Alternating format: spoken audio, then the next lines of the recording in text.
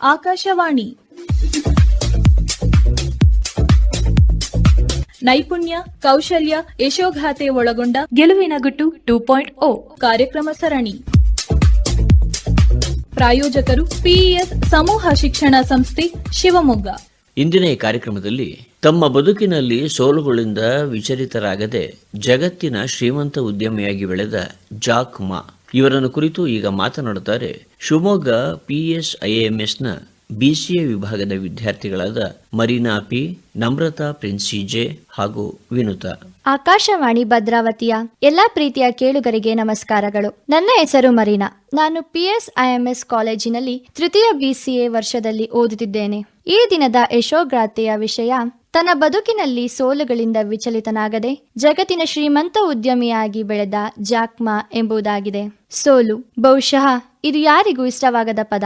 ಪ್ರತಿಯೊಬ್ಬರೂ ಕೂಡ ತನ್ನ ಬದುಕಿನಲ್ಲಿ ನಿರಂತರ ಗೆಲುವನ್ನೇ ಇಷ್ಟಪಡುತ್ತಾರೆ. ಪ್ರತಿನಿತ್ಯ ತಾವು ಕಂಡ ಕನಸು ಅಥವಾ ಬದುಕಿನ ಮಹೋನ್ನತ ಗುರಿಯ ಕಡೆಗೆ ಸದಾ ಯಶಸ್ಸಿನೊಂದಿಗೆ ಮುನ್ನಡೆಯಲು ತವಕಿಸುತ್ತಾರೆ. ಸದಾ ಏಳು ಬೀಳಿನ ಬದುಕಿನಲ್ಲಿ ಕೆಲವರಿಗೆ ಸಣ್ಣ ಸೋಲು ಕೂಡ ಆತ್ಮಸ್ಥೈರ್ಯವನ್ನು ಕುಗ್ಗಿಸಬಲ್ಲದು. ಇನ್ನು ಕೆಲವರು ಸೋಲಿನ ಪರಂಪರೆಗಳೇ ಬಂದರೂ ಅದನ್ನು ಧೈರ್ಯವಾಗಿ ಹಿಮ್ಮೆಟ್ಟಿಸಿ ಸೋಲನ್ನೇ ಗೆಲುವಿನ ಸೋಪಾನಗಳನ್ನಾಗಿ ಮಾಡಿಕೊಂಡು ಬಹು ಎತ್ತರಕ್ಕೆ ಬೆಳೆದು ಸಾವಿರಾರು ಜನರ ಬದುಕಿಗೆ ಬೆಳಕಾಗುತ್ತಾರೆ. ತನ್ನ ಬದುಕಿನಲ್ಲಿ ಹಲವು ಸೋಲುಗಳು ಬಂದರೂ ಅದರಿಂದ ಕೆಂಗೆಡದೆ ಚೀನಾದ ಅತ್ಯಂತ ಶ್ರೀಮಂತನಾಗಿ ಹಾಗೂ ಯಶಸ್ವಿ ಉದ್ಯಮಿಯಾಗಿ ಬೆಳೆದವರು ಜಾಕ್ ಮಾ. ಸೌತ್ ಈಸ್ಟ್ನ ಚೀನಾದ ಹ್ಯಾಂಗ್ಝೌನಲ್ಲಿ 10 ಸೆಪ್ಟೆಂಬರ್ 1964ರಲ್ಲಿ ಜಾಕ್ ಮಾ ಜನಿಸಿದರು. ಇವರ ಬಾಲ್ಯದ ಹೆಸರು ಮಾಯಾನ್ ಎಂಬುದಾಗಿತ್ತು. ಒಬ್ಬ ಅಣ್ಣ ಮತ್ತು ಒಬ್ಬಳು ತಂಗಿ ಹಾಗೂ ತಂದೆ ತಾಯರಿಂದ ಕೂಡಿದ ಅವರ ಕುಟುಂಬ ಬಡತನದಿಂದ ಕೂಡಿತ್ತು. ಓದುವುದರಲ್ಲಿ ಅಷ್ಟೇನು ಬುದ್ಧಿವಂತನಲ್ಲದ ಹುಡುಗ, ನೋಡಲು ಸಾಧಾರಣವಾಗಿದ್ದ ಹುಡುಗ ಹಾಗೂ ಸಹಪಾಠಿಗಳೊಡನೆ ಜಗಳವಾಡುತ್ತಿದ್ದ ಜಾಕ್ ಮಾನನ್ನು ಶಿಕ್ಷಕರು ಕೂಡ ಇಷ್ಟಪಡುತ್ತಿರಲಿಲ್ಲ. ಇವರ ಶಿಕ್ಷಣದ ಬಗ್ಗೆ ಗಮನಿಸುವುದಾದರೆ 4ನೇ ತರಗತಿಯಲ್ಲಿ 2 ಬಾರಿ ಫೇಲ್ ಆದರು. ನಂತರ 8ನೆಯ ತರಗತಿಯಲ್ಲಿ ಮತ್ತೆ 3 ಬಾರಿ ಅನುತ್ತೀರ್ಣರಾಗುತ್ತಾರೆ. ಇದಾದ ಮೇಲೆ ಮುಂದೆ ಪದವಿ ಪ್ರವೇಶ ಪಡೆಯಲು 3 ಬಾರಿ ಪರೀಕ್ಷೆ ಬರೆದು ವಿಫಲರಾಗುತ್ತಾರೆ. ಹಾರ್ವರ್ಡ್ ವಿಶ್ವವಿದ್ಯಾನಿಲಯದಲ್ಲಿ ಓದಲು ಅರ್ಜಿ ಹಾಕಿದರೂ ಕೂಡ 10 ಬಾರಿ ಇವರ ಅರ್ಜಿ ತಿರಸ್ಕೃತಗೊಳ್ಳುತ್ತದೆ. 30 ಕಡೆಗಳಲ್ಲಿ ಕೆಲಸಕ್ಕೆ ಅರ್ಜಿ ಸಲ್ಲಿಸಿದರೂ ಎಲ್ಲಿಯೂ ಉದ್ಯೋಗ ದೊರಕುವುದಿಲ್ಲ. ಪೊಲೀಸ್ ಹುದ್ದೆಯ ಸಂದರ್ಶನಕ್ಕೆ ಹೋದರೆ 5 ಅಭ್ಯರ್ಥಿಗಳಲ್ಲಿ ಇವರೊಬ್ಬರನ್ನು ಬಿಟ್ಟು ಉಳಿದ 4ರನ್ನು ಆಯ್ಕೆ ಮಾಡುತ್ತಾರೆ. KFC ಕಂಪನಿಯು ಚೀನಾದಲ್ಲಿ ಮೊದಲ ಶಾಖೆಯನ್ನು ತೆರೆದಾಗ ಕೆಲಸ ಪಡೆಯಲು ಸಂದರ್ಶನಕ್ಕೆ ಹಾಜರಾಗುತ್ತಾರೆ. ಆದರೆ ಸಂದರ್ಶನದಲ್ಲಿ ಹಾಜರಾಗಿದ್ದ 24 ಅಭ್ಯರ್ಥಿಗಳಲ್ಲಿ ಇವರೊಬ್ಬರನ್ನು ಬಿಟ್ಟು ಉಳಿದ 23 ಜನರನ್ನು ಆಯ್ಕೆ ಮಾಡಿಕೊಳ್ಳುತ್ತಾರೆ. ಹೀಗೆ ತನ್ನ ಬದುಕಿನಲ್ಲಿ ಸದಾ ಸೋಲನ್ನೇ ಕಂಡರೂ ಕೂಡ ಎಂದು ವಿಚಲಿತನಾಗದೆ ತನ್ನ ಪ್ರಯತ್ನವನ್ನು ಮುಂದುವರೆಸಿ ಅತ್ಯಂತ ಯಶಸ್ವಿ ಉದ್ಯಮಿಯಾಗಿ ಚೀನಾದ ಶ್ರೀಮಂತ ವ್ಯಕ್ತಿ ಎಂಬ ಹೆಗ್ಗಳಿಕೆಗೆ ಪಾತ್ರರಾಗುತ್ತಾರೆ. ಜಾಕ್ ಮಾ ಅವರಿಗೆ ಬಾಲ್ಯದಲ್ಲೇ ಇಂಗ್ಲಿಷ್ ಭಾಷೆಯ ಬಗ್ಗೆ ಹೆಚ್ಚು ಆಸಕ್ತಿ ಇತ್ತು. ಇದನ್ನು ಶ್ರದ್ಧೆಯಿಂದ ಕಲಿಯುತ್ತಾರೆ. ಆ ಸಂದರ್ಭದಲ್ಲಿ ಚೀನಾ ಇಂಗ್ಲಿಷ್ ಭಾಷೆಗೆ ಅಷ್ಟು ಮಹತ್ವ ನೀಡುತ್ತಿರಲಿಲ್ಲ. 1972ರಲ್ಲಿ ಅಮೆರಿಕದ ಅಧ್ಯಕ್ಷರಾಗಿದ್ದ ನಿಕ್ಸನ್ ಅವರು ಜಾಕ್ ಮಾ ಅವರ ಹುಟ್ಟೂರಿಗೆ ಭೇಟಿಯನ್ನು ನೀಡಿ ಆ ಸ್ಥಳ ತಮಗೆ ಅತ್ಯಂತ ಪ್ರಿಯವಾಯಿತೆಂದು ಒಂದು ಸಂದರ್ಶನದಲ್ಲಿ ಹೇಳುತ್ತಾರೆ. ಇದರಿಂದಾಗಿ ವಿದೇಶ ಪ್ರವಾಸಿಗರು ಅತ್ಯಂತ ಹೆಚ್ಚು ಸಂಖ್ಯೆಯಲ್ಲಿ ಅಲ್ಲಿಗೆ ಬರಲಾರಂಭಿಸುತ್ತಾರೆ. ಇಂಗ್ಲಿಷ್ ಕಲಿಯಬೇಕೆಂಬ ಆ ಭಾಷೆಯ ಮೇಲಿನ ವ್ಯಾಮೋಹದಿಂದ ಬೆಳಗ್ಗೆ 5 ಗಂಟೆಗೆ ಎದ್ದು 27 ಕಿಲೋಮೀಟರ್ ಪ್ರಯಾಣಿಸಲು ತಾಸುಗಟ್ಟಲೆ ಸೈಕಲ್ ತುಳಿದುಕೊಂಡು ಹೋಗಿ ವಿದೇಶ ಪ್ರವಾಸಿಗರಿಗೆ ಆಪ್ತ ಬಂಧನಂತೆ ಟೂರಿಸ್ಟ್ ಗೈಡ್ ಆಗಿ ಉಚಿತವಾಗಿ ಕೆಲಸ ನಿರ್ವಹಿಸುತ್ತಾರೆ. ಮುಂದೆ ಚೀನಾದ ಒಂದು ಸಣ್ಣ ವಿವಿಯಲ್ಲಿ ಪದವಿ ಪಡೆದ ನಂತರ ಕೇವಲ $12ಗಾಗಿ ಇಂಗ್ಲಿಷ್ ಶಿಕ್ಷಕರಾಗಿ ಕೆಲಸವನ್ನು ಮಾಡುತ್ತಾರೆ. ಮುಂದೆ ಹಲವಾರು ಸಂದರ್ಶನಗಳನ್ನು ಎದುರಿಸಿದರೂ ಕೂಡ ಸಫಲರಾಗಲಿಲ್ಲ. 1995ರಲ್ಲಿ ಚೀನಾ ಸರ್ಕಾರದ ಒಂದು ಪ್ರಾಜೆಕ್ಟ್ ಕೆಲಸದ ನಿವೃತ್ತಿ ಅಮೆರಿಕಕ್ಕೆ ಪ್ರಯಾಣ ಬೆಳೆಸುತ್ತಾರೆ. ಅಲ್ಲಿ ಇವರು ಇಂಟರ್ನೆಟ್ ಬಳಸಿ ಅದರಲ್ಲಿ ಬಿಯರ್ ಪದವನ್ನು ಹುಡುಕಿದಾಗ ಜಗತ್ತಿನ ಪ್ರಮುಖ ಕಂಪನಿಗಳ ವಸ್ತುಗಳು ಕಾಣಿಸಿಕೊಳ್ಳುತ್ತವೆ. ಆದರೆ ಚೀನಾದ ಯಾವುದೇ ವಸ್ತುವು ಅದರಲ್ಲಿ ಸಿಗುವುದಿಲ್ಲ. ಚೀನಾಕ್ಕೆ ಮರಳಿ ಬಂದ ಮೇಲೆ ಪ್ರತಿಯೊಬ್ಬರೂ ವ್ಯಾಪಾರಿಗಳನ್ನು ಇಂಟರ್ನೆಟ್ ಒಂದಿಗೆ ಜೋಡಿಸುವ ಅಗತ್ಯವನ್ನು ಮನಗಾಣುತ್ತಾರೆ. ತಮ್ಮದೇ ಆದ ವೆಬ್ಸೈಟ್ ಅನ್ನು ತೆರೆದು ಅದರಲ್ಲಿ ಚೀನಾದ ವ್ಯಾಪಾರಿಗಳ ವಸ್ತುಗಳನ್ನು ಮಾರಾಟ ಮಾಡುವ ಉದ್ದೇಶವನ್ನು ಹೊಂದುತ್ತಾರೆ. ಆದರೆ ಅದಕ್ಕಾಗಿ ಕನಿಷ್ಠ $3,000-4,000 ಹಣದ ಅವಶ್ಯಕತೆ ಬೀಳುತ್ತದೆ. ಹಲವಾರು ಬ್ಯಾಂಕ್ಗಳನ್ನು ಅಲೆದಾಡಿ ಗೋಗರೆದರೂ ಕೂಡ ಯಾವ ಬ್ಯಾಂಕ್ನವರು ನೆರವು ನೀಡುವುದಿಲ್ಲ. ನಂತರ ತನ್ನ ಪರಿಚಯಸ್ಥರು ಹಾಗೂ ಆಪ್ತರಿಷ್ಟರ ಬಳಿ ಹಣ ಪಡೆದು ಚೀನಾ ಪೇಜಸ್ ಎಂಬ ವೆಬ್ಸೈಟ್ ಅನ್ನು ಪ್ರಾರಂಭಿಸುತ್ತಾರೆ. ಆದರೆ ಚೀನಾದಲ್ಲಿ ಇಂಟರ್ನೆಟ್ ಬಳಕೆ ಅತ್ಯಂತ ಕಡಿಮೆ ಇದ್ದ ಕಾರಣಕ್ಕಾಗಿ ಅಪಾರ ನಷ್ಟ ಉಂಟು ಮಾಡಿ ಅನಿವಾರ್ಯವಾಗಿ ಮುಚ್ಚಬೇಕಾದ ಪರಿಸ್ಥಿತಿ ಎದುರಾಗುತ್ತದೆ.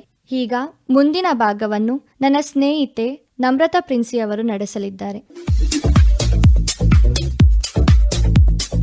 ಮುಂದೆ 1999ರಲ್ಲಿ ತನ್ನ 17 ಜನ ಸ್ನೇಹಿತರೊಂದಿಗೆ ತನ್ನ ಅಪಾರ್ಟ್ಮೆಂಟ್ನಲ್ಲಿ ಆಲಿಬಾಬಾ.com ಎಂಬ ಒಂದು ಕಂಪನಿಯನ್ನು ಆರಂಭಿಸುತ್ತಾರೆ. ಈ ಸಂದರ್ಭದಲ್ಲಿ ಚೀನಾದಲ್ಲಿ ಇಂಟರ್ನೆಟ್ ಬಳಕೆದಾರರ ಸಂಖ್ಯೆ 5% ಕಡಿಮೆ ಇರುತ್ತದೆ. ಚೀನಾ ದೇಶದ ಸಣ್ಣ ಪುಟ್ಟ ವ್ಯಾಪಾರಿಗಳು ಕೂಡ ತಮ್ಮ ವಸ್ತುಗಳನ್ನು ಆನ್ಲೈನ್ನ ಮೂಲಕ ಮಾರಾಟ ಮಾಡಲು ಅವಕಾಶಗಳನ್ನು ಕಲ್ಪಿಸಲಾಗಿತ್ತು. ಅಂದಿನ ಕಾಲದಲ್ಲಿ ಮಧ್ಯವರ್ತಿಗಳಿಂದ ಸಾಕಷ್ಟು ಹೈರಾಣಾಗಿದ್ದು ವ್ಯಾಪಾರಿಗಳಿಗೆ ಹಾಗೂ ಗ್ರಾಹಕರಿಗೆ ಇದು ವರದಾನವಾಗಿತ್ತು. ಆದರೆ ಸತತ 3 ವರ್ಷಗಳು ಕಳೆದರೂ ಕೂಡ ಕಂಪನಿಯು ಲಾಭಾಂಶವನ್ನು ಕಾಣಲಿಲ್ಲ. ದಿವಾಳಿ ಹಂತವನ್ನು ತಲುಪಿ ತನ್ನ ನೌಕರರಿಗೆ ಸಂಬಳ ಕೊಡಲು ಕೂಡ ಹಿಂದೆ ಮುಂದೆ ನೋಡುವ ಪರಿಸ್ಥಿತಿ ಎದುರಾಗುತ್ತದೆ. ಆದರೆ ಇದರಿಂದಾಗಿ ಜಾಕ್ ಮಾ ಧೃತಿಗೆಡಲಿಲ್ಲ. ಅಲ್ಲದೆ ಅದಾಗಲೇ ಕಂಪನಿಯು ಸಾಕಷ್ಟು ಹೆಸರನ್ನು ಮಾಡಿತ್ತು. ಮುಂದೆ 2000ನೇ ಇಸವಿಯಲ್ಲಿ ಗೋಲ್ಡನ್ ಚಾಟ್ಸ್ ಎಂಬ ಕಂಪನಿಯು $5 ಮಿಲಿಯನ್ ಹೂಡಿಕೆ ಮಾಡುತ್ತದೆ. ಅಲ್ಲದೆ ಇತರ ಸಾಫ್ಟ್ ಬ್ಯಾಂಕ್ಗಳು ಕೂಡ $20 ಮಿಲಿಯನ್ ಹೂಡಿಕೆ ಮಾಡುತ್ತವೆ. ಇದರಿಂದಾಗಿ ಕಂಪನಿಯ ಯಶಸ್ಸಿನ ಶಕೆ ಆರಂಭಗೊಳ್ಳುತ್ತದೆ. 2003ರಲ್ಲಿ ಜಾಕ್ ಮಾ ಗ್ರಾಹಕರ ಆನ್ಲೈನ್ನ ಮಾರುಕಟ್ಟೆ ಟಾವೋಬಾವೋವನ್ನು ಸ್ಥಾಪಿಸುತ್ತಾರೆ. ಆ ಸಂದರ್ಭದಲ್ಲಿ ಅಮೆರಿಕ ಮೂಲದ ದೈತ್ಯ ಇ-ಕಾಮರ್ಸ್ ಕಂಪನಿ ಇಬೇಯು ಚೀನಾವನ್ನು ಒಳಗೊಂಡಂತೆ ಸುಮಾರು 150ಕ್ಕೂ ಹೆಚ್ಚು ದೇಶಗಳಲ್ಲಿ ತನ್ನ ಆಧಿಪತ್ಯವನ್ನು ಸ್ಥಾಪಿಸಿರುತ್ತದೆ. ಅಂತಹ ದೈತ್ಯ ಕಂಪನಿಯೊಂದಿಗೆ ಟಾವೋಬಾವೋ ಸ್ಪರ್ಧೆಯನ್ನು ನಡೆಸಬೇಕಾಗುತ್ತದೆ. ಇಬೇ ಕಂಪನಿಯು ಚೀನಾದ 80% ಮಾರುಕಟ್ಟೆಯ ಪಾಲನ್ನು ಆಕ್ರಮಿಸಿಕೊಂಡಿತ್ತು. ಅಲ್ಲದೆ ಇದು ಗ್ರಾಹಕರಿಗೆ ವಹಿವಾಟು ಶುಲ್ಕವನ್ನು ವಿಧಿಸುತ್ತಿತ್ತು. ಇದನ್ನು ಗಮನಿಸಿದ ಟಾವೋಬಾವೋ ಕಂಪನಿಯು ಗ್ರಾಹಕರ ಮೇಲೆ ಯಾವುದೇ ಶುಲ್ಕವನ್ನು ಹೇರದೆ ಉಚಿತವಾಗಿ ಸೇವೆಯನ್ನು ಕಲ್ಪಿಸಿತು. ಇದರಿಂದಾಗಿ 2000ರ ವೇಳೆಗೆ ಚೀನಾದ ಮಾರುಕಟ್ಟೆಯ 67% ಪಾಲನ್ನು ಪಡೆಯಲು ಯಶಸ್ಸು ಪಡೆಯಿತು. ಹಂತವಾಗಿ ಇಬೇ ಕಂಪನಿಯು ನಷ್ಟಕ್ಕೆ ಸಿಲುಕಿ ನಂತರ ಕಂಪನಿಯ ಮಾಲೀಕತ್ವವನ್ನು ಚೀನಾ ಭಾಷೆಯ ಮಾಧ್ಯಮ ಕಂಪನಿ ಟೋಮ್ ಗ್ರೂಪ್ಗೆ ಬಿಟ್ಟುಕೊಟ್ಟಿತು. 2005ರಲ್ಲಿ ಅಮೆರಿಕದ ಇಂಟರ್ನೆಟ್ ಪೋರ್ಟಲ್ ಯಾವೋ ಆಲಿಬಾಬಾ ಕಂಪನಿಯ 40%ಗಳಷ್ಟು ಶೇರ್ಗಳನ್ನು ಖರೀದಿಸುತ್ತದೆ. ಅಲ್ಲದೆ $1 ಮಿಲಿಯನ್ ಬಂಡವಾಳವನ್ನು ಹೂಡುತ್ತದೆ. 2011ರಲ್ಲಿ ಜಾಕ್ ಮಾ ಟಾವೋಬಾವೋವನ್ನು 3 ಕಂಪನಿಗಳನ್ನಾಗಿ ವಿಭಜಿಸುತ್ತಾರೆ. ಸರಕುಗಳ ಖರೀದಿ ಮತ್ತು ಮಾರಾಟಕ್ಕಾಗಿ ಟಾವೋಬಾವೋ ಮಾರ್ಕೆಟ್ ಪ್ಲೇಸ್, ಟಾವೋಬಾವೋ ಮಾಲ್ ಮತ್ತು ಶಾಪಿಂಗ್ ಸಂಬಂಧಿತ ಹುಡುಕಾಟದ ಇಂಜಿನ್ಗಳಾಗಿ ವಿಂಗಡಿಸುತ್ತಾರೆ. 2014ರ ಸೆಪ್ಟೆಂಬರ್ನಲ್ಲಿ ಆಲಿಬಾಬಾ ಗ್ರೂಪ್ ಅನ್ನು ಪ್ರಾರಂಭಿಸುತ್ತಾರೆ. ನ್ಯೂಯಾರ್ಕ್ ಸ್ಟಾಕ್ ಇಂಜಿನ್ನಲ್ಲಿ ಒಂದೇ ದಿನದಲ್ಲಿ $25 ಬಿಲಿಯನ್ ಹೂಡಿಕೆಯನ್ನು ಕಾಣುವ ಮೂಲಕ ದಾಖಲೆಯನ್ನು ನಿರ್ಮಿಸುತ್ತದೆ. ಆ ಸಂದರ್ಭದಲ್ಲಿ ಐಪಿಒ ಇತಿಹಾಸದಲ್ಲಿ ಹೂಡಿಕೆ ಕಂಡಂತಹ ಅತ್ಯಧಿಕವಾದ ಮೊತ್ತವಾಗಿದೆ. ಇದರಿಂದಾಗಿ ಗೂಗಲ್ನಂತಹ ದೈತ್ಯ ಕಂಪನಿಯನ್ನು ಕೂಡ ಆಲಿಬಾಬಾ ಹಿಂದಿಕ್ಕುತ್ತದೆ.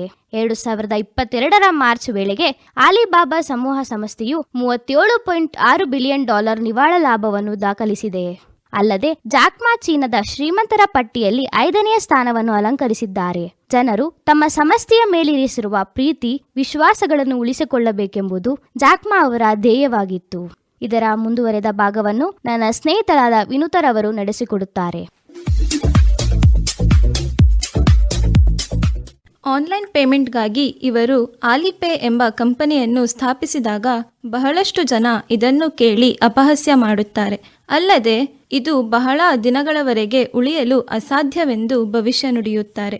ಆದರೆ ಆಶ್ಚರ್ಯವೆಂಬಂತೆ ಆಲಿಪೇ ಮೂಲಕ ಸುಮಾರು 100 ಕೋಟಿ ಜನರು ದಿನನಿತ್ಯ ವ್ಯವಹರಿಸುತ್ತಿದ್ದಾರೆ. ನವೆಂಬರ್ 2012ರಲ್ಲಿ ಆಲಿಬಾಬಾ ಆನ್ಲೈನ್ ವಹಿವಾಟಿನ ಪ್ರಮಾಣವು 1 ಟ್ರಿಲಿಯನ್ ಯುವನ್ನು ಮೀರಿದೆ. ಚೀನಾದ ವ್ಯಾಪಾರವೆಲ್ಲ ಬಹುತೇಕ ಆಲಿಬಾಬಾ ಕಂಪನಿಯ ಕೈಯಲ್ಲಿ ಇದೆ. 2013ರಲ್ಲಿ ಜಾಕ್ ಮಾ ಅವರು ಆಲಿಬಾಬಾದ ಮುಖ್ಯ ಕಾರ್ಯನಿರ್ವಾಹಕ ಅಧಿಕಾರಿ ಹುದ್ದೆಯಿಂದ ಕೆಳಗಿಳಿದರು. ಆದರೆ ನಿಗಮದ ನಿರ್ವಾಹಕ ಅಧ್ಯಕ್ಷರಾಗಿ ಉಳಿದರು. 2018ರಲ್ಲಿ ಆಲಿಬಾಬಾ ಗ್ರೂಪ್ ಹೋಲ್ಡಿಂಗ್ನ ಅಧ್ಯಕ್ಷ ಸ್ಥಾನದಿಂದ ಕೆಳಗಿಳಿಯುವುದಾಗಿ ಘೋಷಿಸಿದರು. ಅಲ್ಲದೆ ಪರಿಸರ ರಕ್ಷಣೆ ಮತ್ತು ಆಸ್ಪತ್ರೆಗಳ ನಿರ್ಮಾಣಕ್ಕಾಗಿ ಹಲವು $1,000,000 ಕೊಡುಗೆಯಾಗಿ ನೀಡಿದ್ದಾರೆ. ಸುಮಾರು 19,000 ಕೋಟಿ ಖರ್ಚು ಮಾಡಿ ಏಷ್ಯಾದಲ್ಲಿಯೇ ಅತ್ಯಂತ ದೊಡ್ಡದಾದ ನೆರವಿನ ಟ್ರಸ್ಟ್ ಒಂದನ್ನು ಸ್ಥಾಪಿಸಿ ಆ ಮೂಲಕ ಜನರಿಗೆ ನೆರವಿನ ಹಸ್ತವನ್ನು ಚಾಚಿದ್ದಾರೆ. ಚೀನಾದ ವ್ಯಾಪಾರಸ್ಥರನ್ನು ಆನ್ಲೈನ್ ವಹಿವಾಟಿನೊಂದಿಗೆ ಜೋಡಿಸುವ ಮೂಲಕ ಅಂತಾರಾಷ್ಟ್ರೀಯ ಮಾರುಕಟ್ಟೆಗೆ ಪರಿಚಯಿಸಿದ ಕೀರ್ತಿ ಇವರಿಗೆ ಸಲ್ಲುತ್ತದೆ. ಬಾಲ್ಯದಲ್ಲಿ ಹಲವಾರು ಬಾರಿ ಅನುತ್ತೀರ್ಣನಾಗಿದ್ದ ಬಾಲಕ, ನೋಡಲು ಅಷ್ಟು ಸುಂದರನಾಗಿಲ್ಲದ ಬಾಲಕ, ಪದವಿ ಹಂತದಲ್ಲಿ ಪ್ರವೇಶ ಪರೀಕ್ಷೆಯಲ್ಲಿ ಹಲವು ಬಾರಿ ವಿಫಲನಾಗಿದ್ದ ಯುವಕ, ಹಾರ್ವರ್ಡ್ ವಿಶ್ವವಿದ್ಯಾನಿಲಯದಿಂದ ಸುಮಾರು 10 ಬಾರಿ ತಿರಸ್ಕೃತಗೊಂಡಿದ್ದ ಯುವಕ, ಹಲವಾರು ಸಂದರ್ಶನಗಳಲ್ಲಿ ಸದಾ ಸೋಲುಗಳನ್ನೇ ಕಂಡಿದ್ದ ಯುವಕ, ಮುಂದೆ ಜಗತ್ತೇ ತನ್ನತ್ತ ತಿರುಗಿ ನೋಡುವಂತೆ ಬೃಹತ್ ಉದ್ಯಮಿಯಾಗಿ ಬೆಳೆದು ಸಾವಿರಾರು ಜನರಿಗೆ ಉದ್ಯೋಗವನ್ನು ನೀಡಿ ಅವರ ಬಾಳಿನ ಬೆಳಕಾಗಿ ಕಂಗೊಳಿಸಿದವರು ಜಾಕ್ ಮಾ. ನಿರಂತರವಾದ ಸೋಲು, ಅಪಮಾನ, ತಿರಸ್ಕಾರಗಳನ್ನು ಎಂದೂ ನಕಾರಾತ್ಮಕವಾಗಿ ತೆಗೆದುಕೊಳ್ಳದೆ ಸೋಲನ್ನೇ ತನ್ನ ಗೆಲುವಿನ ಸೋಪಾನಗಳನ್ನಾಗಿ ಮಾಡಿ ಯಶಸ್ವಿ ಉದ್ಯಮಿಯಾಗಿ ಆಲಿಬಾಬಾ ಸಮೂಹದ ದೊಡ್ಡ ಸಾಮ್ರಾಜ್ಯವನ್ನೇ ಕಟ್ಟಿ ತೋರಿಸಿದ್ದಾರೆ. ಆದ್ದರಿಂದ ನಿಮ್ಮ ಬದುಕಿನಲ್ಲಿ ಯಾರಾದರೂ ಸತತವಾಗಿ ಸೋಲುತ್ತಿದ್ದರೆ ದಯವಿಟ್ಟು ಅವರನ್ನು ಅಪಮಾನ ಮಾಡಬೇಡಿ, ಅವರ ಆತ್ಮಸ್ಥೈರ್ಯವನ್ನು ಕುಗ್ಗಿಸಬೇಡಿ. ಏಕೆಂದರೆ ಈ ರೀತಿಯ ವ್ಯಕ್ತಿಗಳೇ ಅಸಾಧ್ಯವಾದುದನ್ನು ಸಾಧಿಸಬಲ್ಲರು. ಜಾಣರು ಕೇವಲ ಒಂದು ಹುದ್ದೆಯನ್ನು ಪಡೆದು ಪ್ರಶಂಸೆಯನ್ನು ಮಾತ್ರ ಪಡೆಯಬಲ್ಲರು, ಅಲ್ಲದೆ ನಮ್ಮ ಜೀವನದಲ್ಲಿಯೂ ಏನಾದರೂ ಸಾಧಿಸಬೇಕು ಎನ್ನುವಂಥವರಿಗೆ ಜಾಕ್ ಮಾ ನಿಜಕ್ಕೂ ಸ್ಫೂರ್ತಿಯ ಚಿಲುಮೆಯಾಗಿದ್ದಾರೆ. ನೀವು ಎಷ್ಟು ದೊಡ್ಡ ಸಮಸ್ಯೆಗಳನ್ನು ಪರಿಹರಿಸುತ್ತೀರೋ ನಿಮ್ಮ ಸಂಸ್ಥೆ ಅಷ್ಟೇ ದೊಡ್ಡದಾಗುತ್ತದೆ. ಎಷ್ಟೋ ಯುವಕರಿಗೆ ಸಂಜೆಯ ವೇಳೆಗೆ ತುಂಬಾ ಒಳ್ಳೆಯ ಆಲೋಚನೆಗಳು ಬರುತ್ತವೆ, ಆದರೆ ಅವರು ಮಾರನೆಯ ದಿನ ಬೆಳಗ್ಗೆ ಅದನ್ನು ಮರೆತು ಎಂದಿನಂತೆ ಕೆಲಸಕ್ಕೆ ಹೋಗಿಬಿಡುತ್ತಾರೆ. ತಮ್ಮ ಆಲೋಚನೆಗಳನ್ನು ಅಥವಾ ಕನಸನ್ನು ಸಾಕಾರಗೊಳಿಸಿಕೊಳ್ಳುವ ಕಡೆಗೆ ಯುವಕರು ಮನಸ್ಸು ಮಾಡುತ್ತಿಲ್ಲ ಎನ್ನುತ್ತಾರೆ ಜಾಕ್ ಮಾ. ನಿಮ್ಮ ಸಾಮರ್ಥ್ಯದ ಮೇಲೆ ನಂಬಿಕೆಯನ್ನು ಇಟ್ಟು ಪ್ರಾಮಾಣಿಕವಾಗಿ ಕೆಲಸವನ್ನು ಮಾಡುತ್ತಾ ಹೋಗಿ. ನಿರಂತರವಾಗಿ ಬರುವ ಸೋಲಿಗೆ ಸೋತು ನಿರಾಶವಾದಿಗಳಾಗಿ ಕೂರಬೇಡಿ. ನಿಮ್ಮ ಆತ್ಮವಿಶ್ವಾಸದ ಬುಗ್ಗೆ ಸದಾ ಹಿಗ್ಗುತ್ತಿರಲಿ. ಬದುಕಿನಲ್ಲಿ ಏನಾದರೂ ಸಾಧಿಸಿಯೇ ತೀರುತ್ತೇನೆ ಎಂಬ ಸಂಕಲ್ಪವನ್ನು ಮಾಡಿ ನಿರಂತರವಾದ ನಿಮ್ಮ ಪ್ರಯತ್ನವು ನಿಮ್ಮನ್ನು ನಿಮ್ಮ ನಿಶ್ಚಿತವಾದ ಗುರಿಯೆಡೆಗೆ ಖಂಡಿತವಾಗಿಯೂ ತಲುಪಿಸುತ್ತದೆ. ಅವಕಾಶಗಳಿಗಾಗಿ ಹುಡುಕಿ. ಎಲ್ಲಿ ಸಮಸ್ಯೆಗಳು ಇರುತ್ತವೆಯೋ ಅಲ್ಲಿಯೇ ಅವಕಾಶಗಳೂ ಇರುತ್ತವೆ. ಅದಕ್ಕಾಗಿ ಮೊದಲು ಸಮಸ್ಯೆಯನ್ನು ಹುಡುಕಿ, ಆ ಸಮಸ್ಯೆಯನ್ನು ಬಗೆಹರಿಸಲು ಪ್ರಯತ್ನಿಸಿ. ಜಾಕ್ ಮಾ ಆಲಿಬಾಬಾ ಸಂಸ್ಥೆಯ ಸಂಸ್ಥಾಪಕ. ಈ ಯಶೋಗಾಥೆಯನ್ನು ಪ್ರಸ್ತುತಪಡಿಸಲು ಅವಕಾಶ ಕಲ್ಪಿಸಿದ ನಮ್ಮ PES ಸಂಸ್ಥೆಗೂ ಭದ್ರಾವತಿಯ ಆಕಾಶವಾಣಿ ಕೇಂದ್ರಕ್ಕೂ ಎಲ್ಲ ಸಿಬ್ಬಂದಿ ವರ್ಗದವರಿಗೂ ಹಾಗೂ ಇದುವರೆಗೆ ಆಲಿಸಿದ ಎಲ್ಲ ಪ್ರೀತಿಯ ಕೇಳುಗರಿಗೂ ವಂದನೆಗಳನ್ನು ಸಲ್ಲಿಸುತ್ತಾ ನನ್ನ ಮಾತಿಗೆ ವಿರಾಮವನ್ನು ನೀಡುತ್ತಿದ್ದೇನೆ. ಧನ್ಯವಾದಗಳು. ತಮ್ಮ ಬದುಕಿನಲ್ಲಿ ಸೋಲುಗಳಿಂದ ವಿಚಲಿತನಾಗದೆ ಜಗತ್ತಿನ ಶ್ರೀಮಂತ ಉದ್ಯಮಿಯಾಗಿ ಬೆಳೆದ ಜಾಕ್ ಮಾ ಇವರನ್ನು ಕುರಿತು ಇದುವರೆಗೂ ಮಾತನಾಡಿದವರು ಶಿವಮೊಗ್ಗ PSIMSನ BCA ವಿಭಾಗದ ವಿದ್ಯಾರ್ಥಿಗಳಾದ ಮರೀನಾ ಪಿ, ನಮ್ರತಾ ಪ್ರಿನ್ಸಿ ಜೆ ಹಾಗೂ ವಿನುತಾ. ಶಿವಮೊಗ್ಗದ PES institute of technology and management ನಲ್ಲಿ ಈ ಶೈಕ್ಷಣಿಕ ವರ್ಷಕ್ಕಾಗಿ ವಿವಿಧ ಇಂಜಿನಿಯರಿಂಗ್ ಕೋರ್ಸ್ಗಳ ದಾಖಲಾತಿ ಆರಂಭವಾಗಿದ್ದು, ಲಭ್ಯವಿರುವ ಕೋರ್ಸ್ಗಳೆಂದರೆ ISC, ECE, ME, civil, EEE, AI and ML. ಉತ್ತಮ ಶಿಕ್ಷಣ, ಅತ್ಯುತ್ತಮ ಕಲಿಕಾ ವಾತಾವರಣವಿರುವ PES ಸಂಸ್ಥೆ ಸೇರಲು 82931763 ಸಂಪರ್ಕಿಸಿ ಅಥವಾ ಶಿವಮೊಗ್ಗ ಸಾಗರ ರಸ್ತೆಯಲ್ಲಿರುವ PES ಕ್ಯಾಂಪಸ್ಗೆ ಭೇಟಿ ನೀಡಬಹುದು.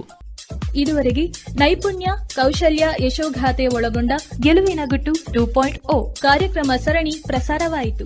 ನಿರ್ವಹಣೆ SR ಭಟ್, ಸಹಕಾರ ಸವಿತಾ, ಪ್ರಾಯೋಜಕರು PES ಸಮೂಹ ಶಿಕ್ಷಣ ಸಂಸ್ಥೆ ಶಿವಮೊಗ್ಗ. ಕಾರ್ಯಕ್ರಮ ಆಕಾಶವಾಣಿ ಭದ್ರಾವತಿ ಕೇಂದ್ರದಿಂದ ಮೂಡಿಬಂತು.